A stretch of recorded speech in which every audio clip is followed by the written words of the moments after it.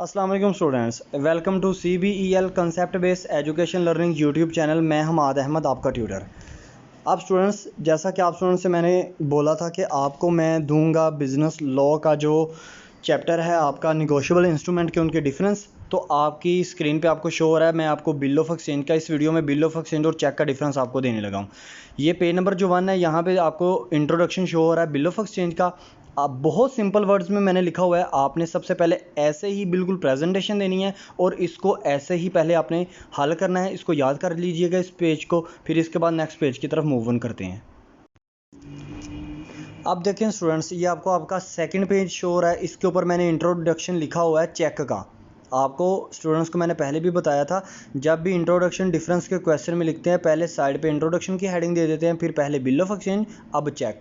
अब चेक क्या है? चेक में आप इस इंट्रोडक्शन को पढ़ेंगे, बहुत सिंपल वर्ड में लिखा हुआ है। मैं एक दफ़ा बता देता हूँ कि चेक किसको कहते हैं। चेक भी एक निगोशिएबल इंस्ट्रूमेंट है जो कि किस चीज़ के लिए यूज़ होता है, आपके बाइंग एंड सेलिंग पर्पज़ के लिए यूज़ होता है।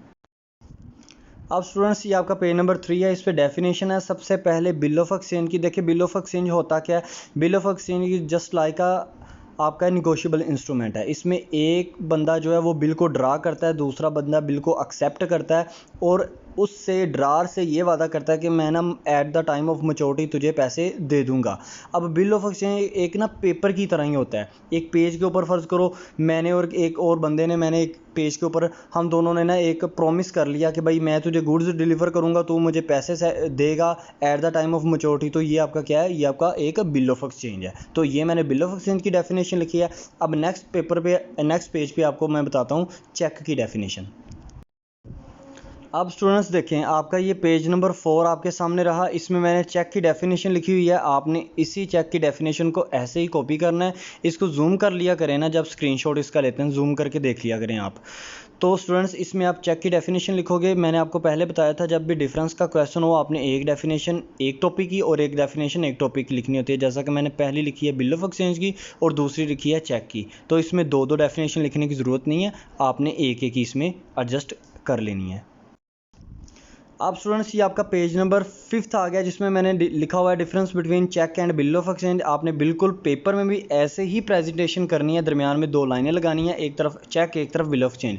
फर्स्ट पॉइंट आपका ड्रू है, दूसरा पॉइंट आपका ड्रॉर है, तीसरा पॉइंट आपका पेमेंट है। अब आपने इसमें से पढ़ लेना, बहुत सिंपल वर्ड्स में मैंने लिखा हुआ है कि बिल ऑफ एक्सचेंज में ड्रू क्या करता है, ड्रॉर क्या करता है, पेमेंट कौन करता है, और चेक में ड्रू कौन है, ड्रॉर कौन है और पेमेंट कौन करता है। अब अपने नेक्स्ट पेज की तरफ हम मूव ऑन करते हैं। अब नेक्स्ट पेज आपका पेज नंबर 6 है। इसमें मैंने 4, 5, 6, 7 ये पॉइंट्स लिखे हुए हैं। आपका 4 नंबर पॉइंट है डिस्काउंटिंग, 5th नंबर पॉइंट आपका है ग्रेस डेज, 6 नंबर पॉइंट है आपका एक्सेप्टेंस, 7 नंबर पॉइंट है आपका डिसहोनर वाला। ठीक है स्टूडेंट्स, और अब आपने देख लेना है कि चेक में इन तीनों को मैंने कैसे एक्सप्लेन किया हुआ है, बहुत इजी में और बिल ऑफ एक्सचेंज में मैंने इनको कैसे एक्सप्लेन किया हुआ है, बहुत आसान वर्ड्स में मैंने एक्सप्लेन किया हुआ है। इसको देख लीजिएगा। अब इस पेज पे देखें, आपका पॉइंट नंबर 8 है क्रॉसिंग, पॉइंट नंबर 9 है प्रिंटेड फॉर्म, पॉइंट नंबर 10 आपके पास है रेवेन्यू स्टैम्प और पॉइंट नंबर 11 आपके पास है पार्टीज़। अब ये जो 4 के 4 पॉइंट हैं, इसको आपने चेक में कैसे एक्सप्लेन करना है, बिल ऑफ एक्सचेंज में कैसे एक्सप्लेन करना है, ये मैंने बताया हुआ है। आपने इस चीज़ को अच्छे से प्रिपेयर कर लेना है। अब इस पेज पे देखें, सिर्फ 2 पॉइंट्स हैं, एंट्री ऑफ अमाउंट, इसको आप खाली अमाउंट भी लिख सकते हैं, और नेक्स्ट है आपका point number 13 and point number 13 आपका है कॉपीज़। सो स्टूडेंट्स, आपने इन 2 पॉइंट्स को भी अच्छी तरह देख लेना है, इंशाल्लाह ताला आपको ये अच्छे से समझ आ जाएगी। लो सो स्टूडेंट्स, अब आपका पॉइंट नंबर 14 है स्टॉप पेमेंट, पॉइंट नंबर 15 है टाइप्स और पॉइंट नंबर 16 है यूज़। अब ये तीनों पॉइंट्स चेक में इनका क्या क्या इस्तेमाल है और बिल ऑफ एक्सचेंज में इनका क्या क्या इस्तेमाल है, इसको अच्छे से देख लेना आपने। अब नेक्स्ट पॉइंट आप अपना देखें नोटिंग, उससे नेक्स्ट आप अपना पॉइंट देखें लीगल प्रोटेक्शन, फिर उससे नेक्स्ट पॉइंट आप अपना देखें नोटरी पब्लिक।